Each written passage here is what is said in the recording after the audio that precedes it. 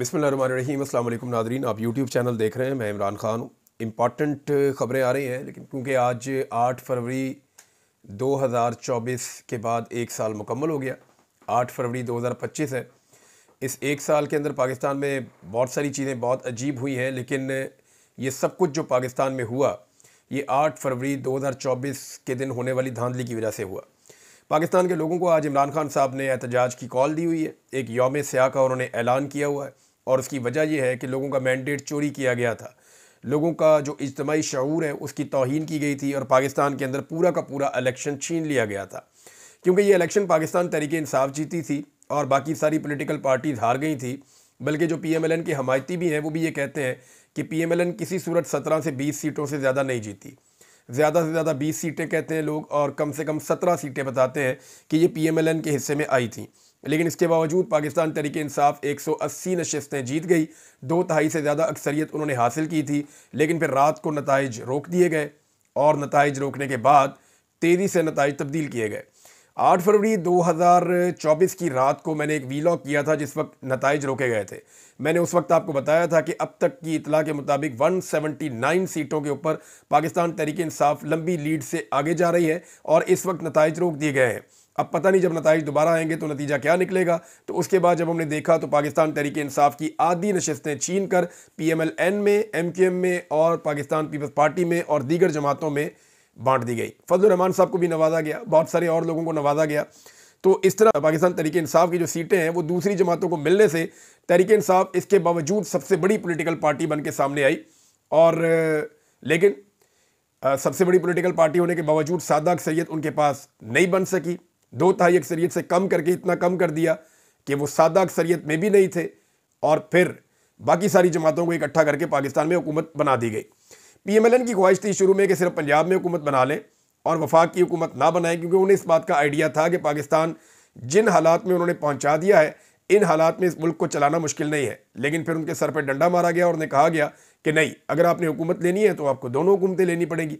लिहाजा PMLN ने पंजाब की हुकूमत भी लेनी पड़ी, और उन्होंने वफाकी हुकूमत भी ली। नवाज शरीफ ने अपने भाई को वज़ीर आज़म बनवाया, अपनी बेटी को वज़ीर आला बनवाया, और बुरश अपने हाथ में पकड़ लिया।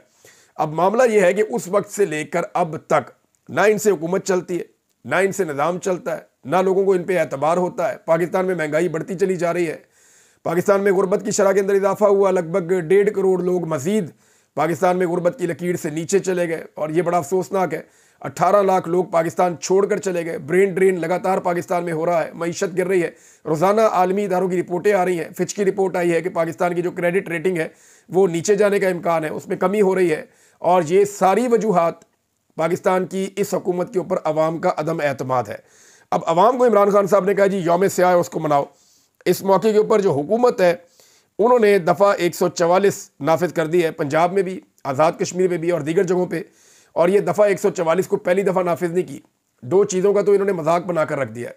एक दफ़ा 144 और एक मजाक बनाकर रख दिया है दहशतगर्दी के मुकदमे को। जब दिल करता है, जिस पे दिल करता है दहशतगर्दी का मुकदमा दर्ज कर देते हैं, जब दिल करता है दफ़ा 144 नाफिज कर देते हैं।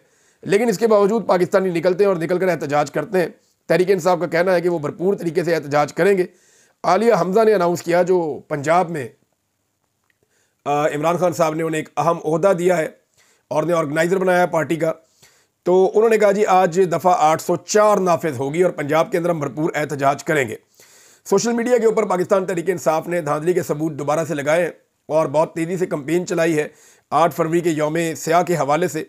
ये पहला टेस्ट है जुनैद अकबर का खैबर पख्तूनख्वा में कि आज के दिन में वो कितना बड़ा जलसा करते हैं और लोगों को कितनी बड़ी तादाद में बाहर लेकर आते हैं। अली अमीन गंडापुर साहब को इमरान खान साहब ने कहा कि अगर मेरे सूबों में लोगों को परेशान किया गया तो आप इसके लिए जिम्मेदार होंगे। उन्होंने यकीन दहानी करवाई कि ऐसा कुछ नहीं होगा।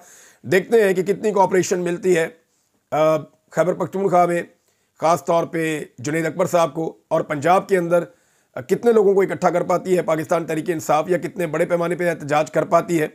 ये सारी चीज़ें में पता चल जाएंगी। अभी देखिए, इस वक्त भी अगर एक साल गुजर गया इस हुकूमत को आए हुए, एक साल के बाद भी अगर इन्हें दफ़ा 144 लगानी पड़ रही है तो इसका मतलब आप समझिए, एक साल के बाद भी दफ़ा 144 लगाने का मतलब ये है कि इस एक साल में भी ये इमरान खान साहब की मकबूलियत का कुछ नहीं बिगाड़ सके। लेकिन अगर इमरान खान की मकबूलियत में डेंट डाल देते अपनी कारकर्दगी के ज़रिए से, या कुछ कोशिश करने के बाद कोई डेंट ये डाल देते इमरान खान साहब की मकबूलियत में, इस एक साल के अंदर, तो फिर इनको दफ़ा 144 ना लगानी पड़ती। एक साल पहले भी इनको पाकिस्तान तहरीक इंसाफ पे दफ़ा 144 लगानी पड़ती थी, एक साल के बाद भी इनको लगानी पड़ रही है और उससे पहले भी ये लगाते रहे हैं। तो ये एक वाज़ेह सबूत है कि इमरान खान साहब की मकबूलियत को तोड़ने में मुकम्मल तौर पे नाकाम रही है मौजूदा हुकूमत और उन्हें एक और यौम स्याह का सामना है। ये तहरीक अगर आगे बढ़ती है तो हुकूमत के लिए मुश्किलात बढ़ेंगी। हुकूमत ने एक मरतबा फिर पाकिस्तान तहरीक इंसाफ को मुज़ाकरात की दावत भी दी है। उन्होंने कहा जी आएँ, बैठे, मुज़ाकरात करते हैं। और एक तरफ मुज़ाकरात की दावत देते हैं, दूसरी तरफ ख्वाजा आसिफ साहब ताने दे रहे हैं। ख्वाजा आसिफ साहब ने पाकिस्तान तहरीक इंसाफ को ताने दिए हैं कि जी आप पंजाब में निकलते नहीं, सिंध में निकलते नहीं। एक तरफ सारे डेरों के बाहर, सारे दफातर के बाहर पुलिस खड़ी की हुई है, जगह जगह पे नाके लगाए हुए हैं, घरों में छापे मारे जा रहे हैं। पाकिस्तान तहरीक इंसाफ कोई मुसल्लह तंजीम तो है नहीं, ये एक सियासी तंजीम है। इनके लोग निकलेंगे, उन्हें गिरफ्तार किया जाएगा, जेलों में डाल दिया जाएगा, फ़र्क ही कोई नहीं पड़ता निज़ाम को। लोगों पे टॉर्चर किया जाता है, आंसू गैस के शेल फेंके जाते हैं। और जो सियासी इजाज़तनामा होता है, जो मिलना चाहिए हर पॉलिटिकल पार्टी को कि अगर आप एहतजाज करना चाहते हैं तो आपका एक डेमोक्रेटिक राइट है ना कि आप निकले और निकल कर एहतजाज करें, ये पाकिस्तान के आइन के अंदर आपको इजाज़त मिली हुई है। यानी इस वक्त पाकिस्तान तहरीक इंसाफ पूरी दुनिया में एहतजाज कर रही है, बरतानिया में, ऑस्ट्रेलिया में, कनाडा में, अमेरिका में, यूरोप में, यूरोपीय यूनियन के कई ममालिक में, हर जगह एहतजाज कर रही है पाकिस्तान तहरीक इंसाफ। दुनिया के किसी मुल्क में तहरीक इंसाफ को एहतजाज करने से मना नहीं किया गया, लेकिन पाकिस्तान जहाँ पे धांधली हुई है, जहाँ पे सबसे ज़रूरी है कि यहाँ पे एहतजाज किया जाए, तो इस मुल्क में मना कर दिया गया कि यहाँ पे आप एहतजाज नहीं कर सकते। यानी पाकिस्तान में होने वाली धांधली पर पाकिस्तान में एहतजाज नहीं हो सकता, बाकी सारी दुनिया में एहतजाज हो सकता है। ये है पाकिस्तान की बदकिस्मती। दुनिया में जमहूरियत है, वो कहते हैं ठीक है जी आपके मुल्क का मसला भी है तो आप यहाँ पे एहतजाज कर सकते हैं, आपका आईनी और जमहूरी हक है। लेकिन जिस मुल्क के अंदर ये हक छीना गया, लोगों का मैंडेट छीना गया, वहाँ पे लोग जब निकलते हैं एहतजाज करने के लिए तो वहाँ पे उन पर सख्ती की जाती है, मुकदमा दर्ज किए जाते हैं। अभी हालिया हमजा पे मजीद 7 मुकदमा दर्ज कर दिए गए हैं। ख्वाजा आसिफ साहब की मैं बात कर रहा था, एक तरफ उन्होंने ताना दिया तो बाद में साहबजादा हामिद रज़ा साहब ने इस पर जवाब दिया। उन्होंने कहा जी कि आप पॉलिटिकली इजाज़त देना हमें, जैसे सारी पॉलिटिकल पार्टी को इजाज़त होती है तो हम आपको करके दिखाएं, लोगों को निकाल के दिखाएं। एक तरफ फस्तायत है, जबर है, जुल्म है, लोगों को दबाया हुआ है। अब लोग या तो डंडे लेकर निकलें, वो पुलिस पे अगर अटैक करेंगे तो आप दहशतगर्दियों को पर्चे देके उनको अंदर कर देंगे, वो वैसे निकलेंगे आप पकड़ के वैसे अंदर कर देंगे। तो जुल्म और फस्तायत के खिलाफ, गोलियां चलाने के खिलाफ आप क्या चाहते हैं? लोग बाहर निकल के गोलियां खाते रहें? मेरे ख्याल में ये ज्यादती है। पीएमएलएन जब मैदान में निकली है, पीएमएलएन को फ्री हैंड दिया है। परवेज मुशर्रफ ने जब डंडा चलाया था ना तो पीएमएलएन के लिए 5-7 बंदे बाहर निकलते थे। मुझे अच्छी तरह याद है, ये फिरोजपुर रोड पे लाहौर में हमने ज़ईम कादरी साहब को मार खाते हुए देखा। तो ज़ईम कादरी साहब को छोड़ छाड़ के सारी पार्टी के लोग भाग गए थे। ये ख्वाजा साद रफ़ीक साहब वगैरह ये नज़र भी नहीं आ रहे थे। पहले एहतजाज की कॉल दी गई थी तो ज़ईम कादरी को बड़ी सोटियाँ पड़ी वहाँ पे लाहौर में, और वो ज़ख्मी भी हो गए। उन्हें उठा के भी ले गए, बाद में जेल में भी डाला गया उन्हें। इस तरह और बहुत सारे लोग हैं। लेकिन जब भी पीएमएलएन निकलती थी ना, ये 20 से ऊपर कभी नहीं होते थे। 15-20, 15-20, 15-20 ये एहतजाज चलता था जब डंडा चलता था। वो पाकिस्तान तहरीक इंसाफ की पसली तो फिर भी बहुत मोटी है, सैकड़ों की तादाद में निकलते हैं, हज़ारों की तादाद में गिरफ्तार भी हो जाते हैं। तो पीएमएलएन ने तो कभी इतना हौसला भी नहीं किया था। ये इस सिलसिले से गुजरे हुए हैं। इन्हें आइडिया है कि जब जुल्म की चक्की चलती है तो ये ख्वाजा आसिफ तो एक दिन नहीं निकले एहतजाज करने के लिए जब जुल्म की चक्की में पिस रहे थे। ये तो वो लोग हैं जो पाकिस्तान छोड़कर चले गए थे, एहसन इकबाल साहब, ख्वाजा आसिफ साहब और बहुत सारे लोग हैं। ये तो पाकिस्तान में टिके ही नहीं उस वक्त। इन्होंने तो गिरफ्तारियां देना और ये चीज़ें बर्दाश्त ही नहीं की। और बाद में जब ये गिरफ्तार हुए किसी दौर में अपने करप्शन के केसेज या दीगर मामलों की वजह से या सियासी इंतकाम की वजह से, तो इन्हें फुल प्रोटोकॉल वाली गिरफ्तारियां हुई। मैंने देखा ना, हमजा शहबाज साहब उंगली से घुमाते थे पुलिस वालों को, ऐसे उंगली का इशारा करते थे, पुलिस वाले डर जाते थे, पीछे हट जाते थे। क्या आज पाकिस्तान तहरीक इंसाफ का कोई बंदा अपनी उंगली के इशारे से पुलिस वालों को पीछे कर सकता है? नहीं कर सकता, क्योंकि यहां पे और वहां पे फर्क है। जो पीएमएलएन के साथ हो रहा था फुल प्रोटोकॉल के साथ हो रहा था, जो पीटीआई के साथ हो रहा है उसमें एस्टेब्लिशमेंट ने, हुकूमत ने और पूरे निज़ाम ने उनको पीसने का फैसला कर रखा है। नाज़रीन, आज एक और बड़ी चीज़ होने जा रही है, लेकिन उससे पहले ख्वाजा आसिफ साहब का एक लतीफ़ा है। ख्वाजा आसिफ साहब ने कहा जी कि मेरे वालिद साहब ने किताब पढ़ी, उन्हें वो किताब दी थी मुमताज़ दौलताना साहब ने। मेरे वालिद साहब ने किताब पढ़ने के बाद मेरे हवाले की कि जाके मुमताज़ दौलताना साहब को वापस दे आओ। वो कहते जी मैं उनकी किताब वापस करने जा रहा था तो मैंने कुछ किताब के हिस्से पढ़ लिए, तो मुझे वो अच्छी किताब लगी, तो मैंने उन्हें कहा जी मियाँ साहब ये किताब आप मुझे भी दे दें पढ़ने के लिए। तो मुमताज़ दौलताना साहब की बात उन्होंने बड़े फ़ख्र से सुनाई। किताब की तकरीबन रोनुमाई हो रही है, वहाँ अदबी बात की जाती है, तो आप इनकी अक्ल का मवाजना करें। वो कहते हैं जी वो मुझे कह रहे हैं कि जो किसी को किताब देता है बच्चू, वो उल्लू का पट्ठा होता है, और जो किताब वापस करता है वो उससे बड़ा उल्लू का पट्टा होता है। ख्वाजा साहब बताना क्या चाह रहे थे? किताब देने वाला कौन था? मुमताज़ दौलताना। किताब वापस देने वाला कौन था? ख्वाजा आसिफ साहब के वालिद। तो ये दोनों को उल्लू का पट्टा और बड़ा उल्लू का पट्टा कह रहे हैं। यानी ख्वाजा आसिफ साहब को बात करते हुए भी समझ नहीं आ रही कि वो एक अदबी महफिल के अंदर एक ऐसे मौके के ऊपर किस तरह का लतीफ़ा सुना रहे हैं और किन लोगों की बेइज्जती कर रहे हैं। ये एक्चुअली ज़हनी मरीज़ बन गए हैं। यानी रिहाना डार ने जब शिकस्त दी ख्वाजा आसिफ साहब को, सोच भी नहीं सकते थे। ये 3 मरतबा लगातार सियालकोट से इलेक्शन हार के और जूते पॉलिश करके वहाँ पे MNA बने हैं। इसी तरह नवाज शरीफ साहब के साथ भी यही हुआ है कि नवाज शरीफ साहब जो है वो लाहौर से इलेक्शन हार गए, जहाँ से वो हमेशा जीतते थे। अभी लाहौर के उसी हल्के के अंदर सर्वे हुआ है और वो सर्वे मैं देखकर हैरान रह गया हूँ कि उस हल्के के अंदर PMLN जो है वो 50-50 चलती थी, या अगर बहुत बुरे हालात भी हों तो थोड़ा सा डाउन हो जाती थी। लेकिन अभी इस वक्त तो यास्मीन राशिद साहबा जेल में है और नवाज शरीफ साहब का नाम लेने वाला कोई नहीं है। हल्के के अंदर PMLN का बेड़ा गर्क हो चुका है और ये नवाज शरीफ साहब का वो हल्का है जिसे ये लोग अपना गढ़ समझते हैं। तो इन्हें ज़हनी मरीज बना दिया इमरान खान साहब ने, इनको शिकस्त दे देकर। अभी इमरान खान साहब का एक और डेवलपमेंट है, मैं आपको पहले ही बता देता हूं जो सामने आने वाला है। डेवलपमेंट ये है कि इमरान खान साहब ने एक खत लिखा था आर्मी चीफ को, उस खत का कोई मुस्बत जवाब नहीं आया। मैं प्रैक्टिकली आपको बताऊं कि जो ऑफ द रिकॉर्ड उसका जवाब आया पार्टी के पास, वो कोई मुस्बत जवाब नहीं है। तो अब इमरान खान साहब ने एक खत और लिख दिया। ये आज के दिन में ज़्यादा इम्कान आते हैं कि इमरान खान साहब का खत दोबारा से खुला खत आर्मी चीफ को पहुंच जाएगा। ऐसा नहीं है कि कोई डाकिया लेकर जाएगा, जाकर आर्मी चीफ साहब को देगा कि सर ये आपके नाम खत है, इमरान खान साहब ने भेजा है। ऐसे नहीं होगा। ये ओपन लेटर है, खुला खत है, सारी कौम इसको पढ़ लेगी कि इमरान खान साहब ने पहले आर्मी चीफ को क्या कहा था, उसका जवाब जिस तरह का है। फिर उसके बाद इमरान खान साहब ने दूसरा जो ख़त लिखा है वो ज़रा थोड़ा सख्त है, उनके अल्फाज भी सख्त हैं, उसके अंदर गिला शिकवा भी थोड़ा सख्त है।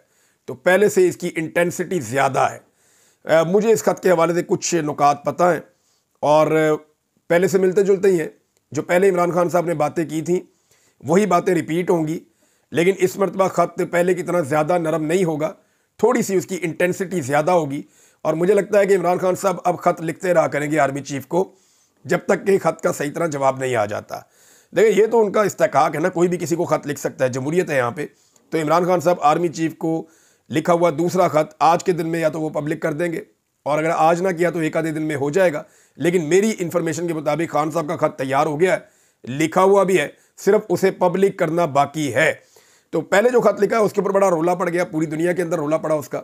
ये एक्चुअली इमरान खान साहब रजिस्टर्ड कर रहे हैं कि मैंने 150 सफ़ात का ख़त हमारे चीफ जस्टिस को भी लिख दिया और आईनी बेंच के सरबराह को भी लिख दिया, और मैंने आर्मी चीफ को भी ख़त लिख दिया।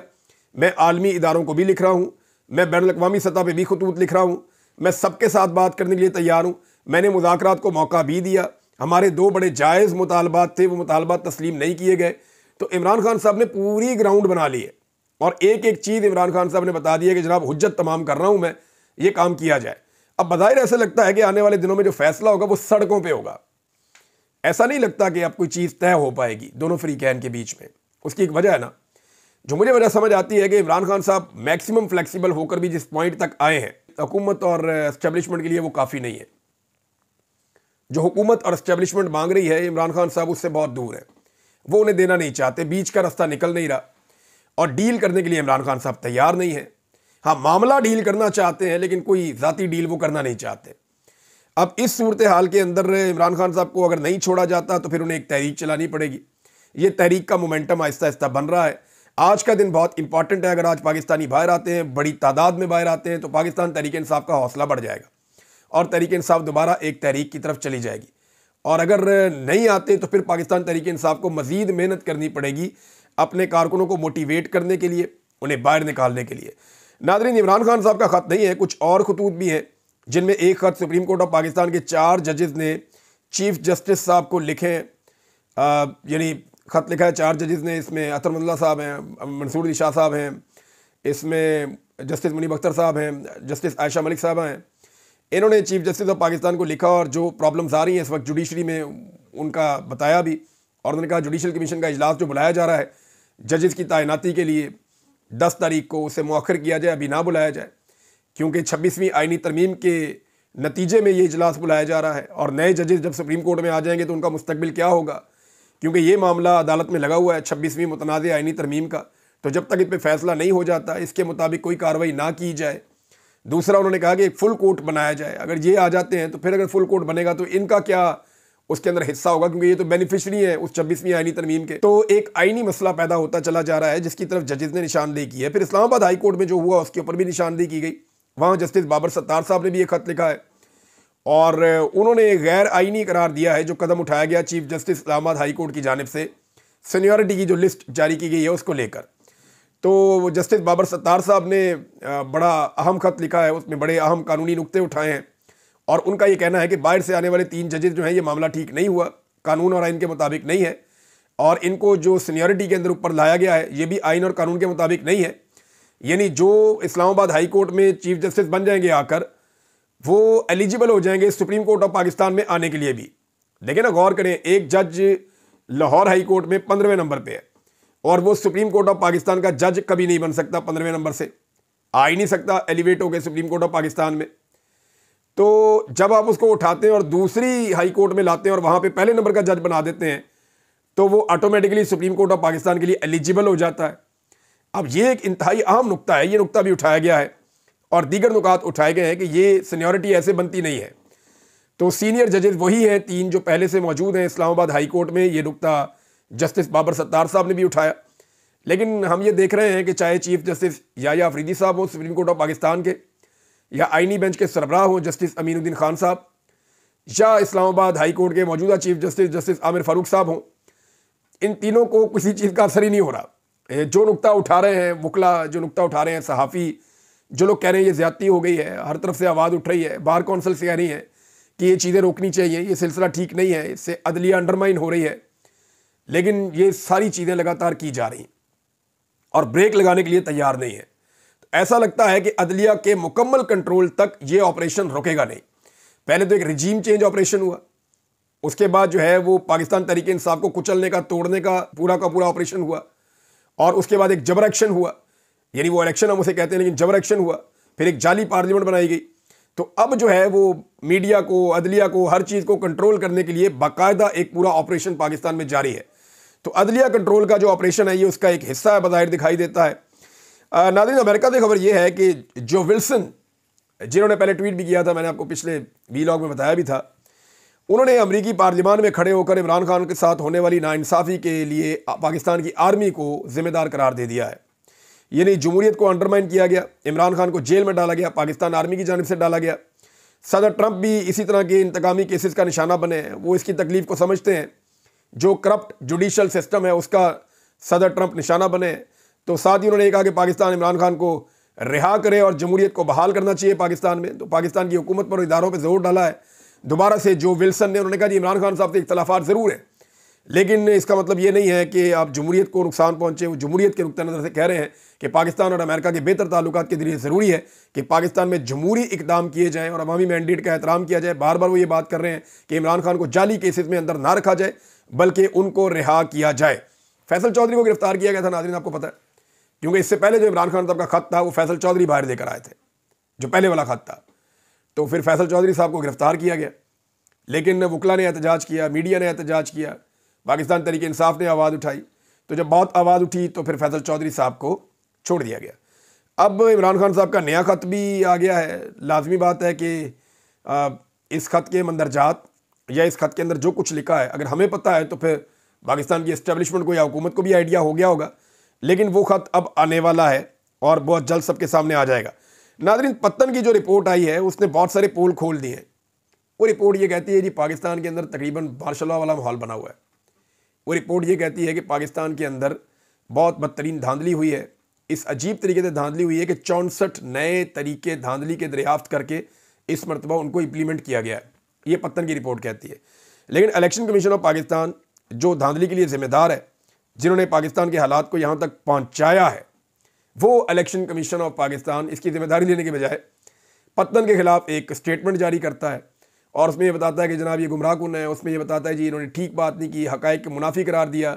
यानी वो एक पूरी की पूरी उन्होंने स्टेटमेंट जारी कर दी।